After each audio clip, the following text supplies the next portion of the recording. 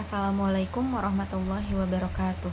Perkenalkan, nama saya Rahmawati dengan NIM 4444230039 dari kelas 4A, jurusan Teknologi Pangan, Fakultas Pertanian, Universitas Sultan Ageng Tirtayasa. Di video kali ini saya akan sedikit menjelaskan tentang analisis kadar mineral atau abu dengan metode kolorimetri pada suatu bahan pangan.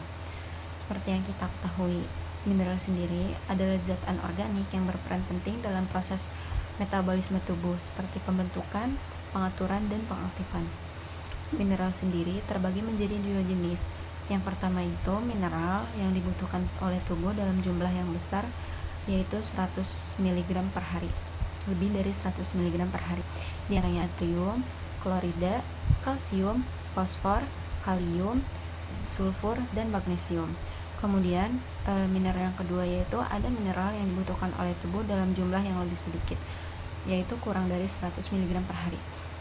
Di antaranya ada seng, yodium, besi, mangan, tembaga, krom, selenium, molibden, fluor, dan kobalt.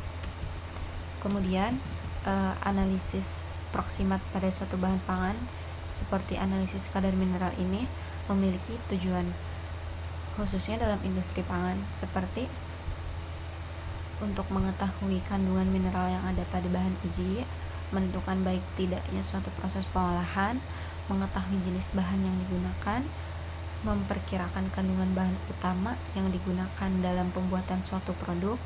Kemudian kadar abu atau mineral juga digunakan sebagai parameter nilai gizi produk pangan.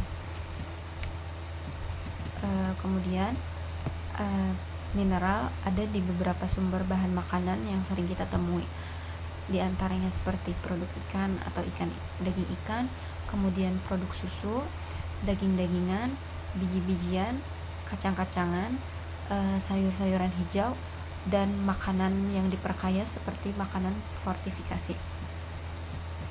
Kemudian analisis suatu kadar mineral ini bisa dianalisis dengan berbagai metode, salah satunya yaitu metode kolorimetri, di mana metode kolorimetri adalah metode perbandingan menggunakan perbedaan warna. Metode kolorimetri ini mengukur warna suatu zat sebagai perbandingan. Biasanya cahaya putih digunakan sebagai sumber cahaya untuk membandingkan absorpsi cahaya relatif terhadap suatu zat. Salah satu alat yang digunakan pada metode kolorimetri ini adalah spektrofotometer UV vis.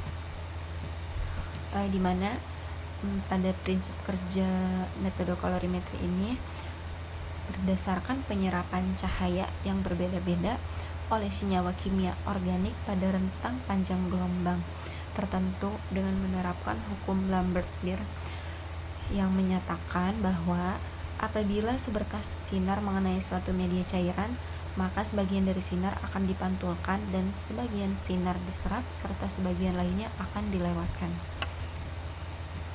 Kemudian langkah-langkah analisis kadar mineral atau abu dengan metode kolorimetri ini, yang pertama yaitu mendestruksi sampel menjadi sebuah larutan, di mana proses destruksi ini merupakan proses atau tahapan untuk menghancurkan atau meleburkan sampel menjadi sebuah larutan.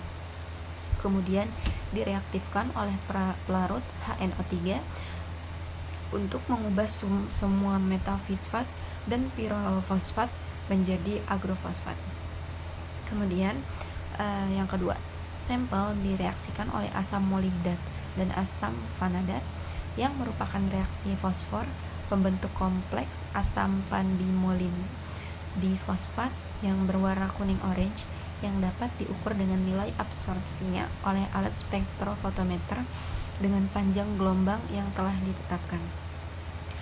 Alat spektrofotometer ini biasanya digunakan dalam analisis kadar mineral dengan memanfaatkan sinar dengan panjang gelombang dari 180 nanometer hingga 380 nanometer untuk daerah UV dan sekitar 380 nanometer hingga 780 nanometer untuk daerah visible atau sinar tampak. Kemudian hal-hal yang perlu diperhatikan dalam menganalisis dalam menggunakan metode kolorimetri ini, yaitu Metode kolorimetri memiliki batas atas pada penetapan konstituen yang ada dalam kuantitas yang kurang dari 1 atau 2%. Salah satu faktor utama dalam metode kolorimetri ini adalah intensitas warna yang harus proporsional dengan konsentrasinya.